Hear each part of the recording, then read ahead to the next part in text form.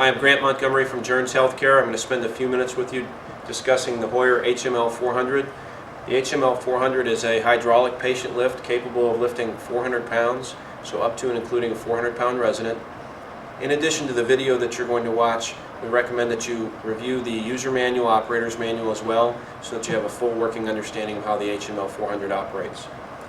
The HML400 has a 4-point cradle, and it's actually got a 360-degree pivot, which allows you to approach from the front for chair to bed transfers, and likewise from the side for bed to chair transfers or anything else that you were going to do. As I said, it's hydraulically operated, and you have a hydraulic pump where my left hand is. That pump is actually operable on the left side or on the right side, depending on your preference and where you're located in during the lift of the transfer. We recommend that you have that in place prior to beginning the lift or transfer. And that's simply operated by pushing down on that handle to raise. And then once you've got it to the correct position and are ready to lower, simply turning the dial to lower to the appropriate position, then turning it back when you're done. Back from there, you'll see that there's a spreader bar. The spreader bar is designed to open the base so that you can get around larger objects such as chairs, wheelchairs, anything that may be that way. We also recommend that you open the base for any lifts or transfers that you're going to complete, and we do not recommend that you use the HML400 as a transportation device. And finally, you'll notice there's a wheel lock on the right rear wheel.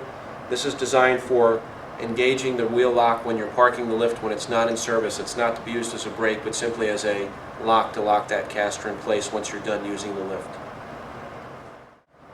Before we begin our transfer, we're going to make sure that we have the appropriate sling and the appropriate lift. We are working with the HML400 400-pound hydraulic lift. And as you can see, I've pre-positioned it so the cradle is about chest height for the resident, and I've also opened the base so that it'll be easier to approach the resident and to ensure that we have a safe transfer. Now the next thing we want to talk about is the universal sling, and this universal sling has a label on the side that tells me that this is a medium sling. We want to ensure that we have the proper size because we don't want to use a sling that's either too large or too small for the resident in question. We want to ensure that we have the proper size sling. Each of the slings also has 4 straps, and as I go through the process I'll describe them, but there are straps on both sides for the shoulders as well as both legs. Now for convenience, I've removed one of the arms of the wheelchair so that it'll make it easier for you to see me fitting the sling appropriately. But in most cases you'll have an arm on both sides of the wheelchair. And I'll approach the resident and tell them the transfer I'm going to do or what the process is going to be. And I will put my right foot between theirs or my left foot between theirs and lean them forward to me. From there I'm going to fit that sling behind the resident, tucking it down until it's in a comfortable position and then pushing them back on top of it. Then I'm going to draw each one of the leg straps down the side. And once I have it down to the resident's side, I'll either prop their foot on top of my foot or lift, if they can elevate it, lift their leg on top of my leg so that I can slide that leg of that sling underneath appropriately. Now, I'm going to use my hand to move that in place so that we don't create any friction. And once I do that, I'm just going to put the resident's hand there and I'm going to move the other side. Now, the other thing that's important to know is, depending on the facility's requirements, either one person or 2 people may be mandated for doing transfers. In this instance, I'm doing the transfer by myself, but depending on facility requirements, you may have 2 staff members or 2 people facilitating a transfer. Now for the left side, you'll see the same thing. Again, I'm going to draw that strap down, ensuring that it's in the proper place, and I'm going to either lift the resident's foot up on top of my foot or their leg up on top of my leg to create that gap so that I can draw the strap down through. I'm going to use the edge of my hand to ensure that it's moving through without friction, place their leg back, and then from here I'm going to take these 2 leg straps and I'm going to cross one through the other, in this instance left through right, and draw them down snugly. That's to ensure proper fit for resident safety. I'm also going to make sure that both of my shoulder straps are accessible, and then I'm going to bring my sling up, my lifter up to the resident, and again we want to ensure the cradle's at about chest height. From here, once we bring it up, we want to make connections with the shoulder straps first and then with the leg straps. And you'll see that there are 2 different lengths of shoulder strap. And from here, if we use the shorter length, we'll have the resident or patient in a better sitting position.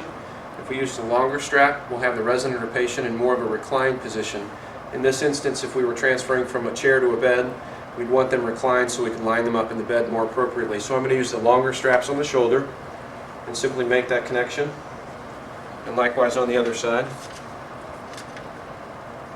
And after having done so, I'm going to proceed with my leg connections And again, you've got different strap lengths depending on how you want to sit or position the resident.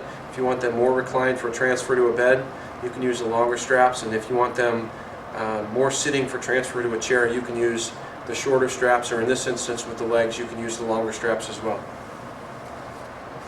After having made my connections, I can simply operate the lift, and you can see I've got my hand here.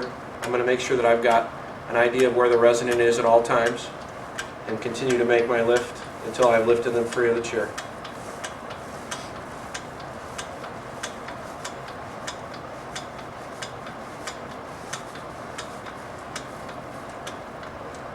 And after having freed them of the wheelchair, I can position them however needed, pivoting them so that we can transfer to a bed.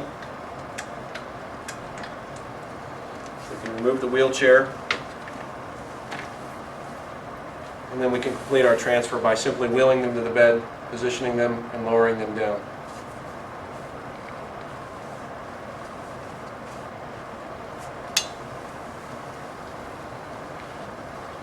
Now I've kept the legs of the base open to allow for a safer transfer.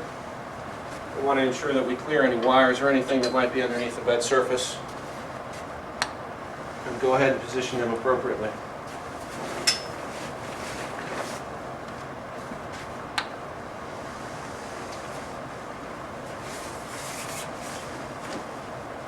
And after having ensured that our resident's in the appropriate place, we can go ahead and turn that dial and lower them, and remove our sling straps. Remove our lifter quickly, and then begin to remove our straps. The way we remove the sling in the bed is simply the reverse of how we applied it, which is uncrossing the leg straps, drawing one side out, drawing the other side out, and then simply doing a log roll. If I have a partner, I can roll the resident to me, tuck the top half underneath, roll the resident away from me, and remove the sling. Ensure that the resident is comfortable and in the appropriate position, and then we can go on to our next task. Thank you.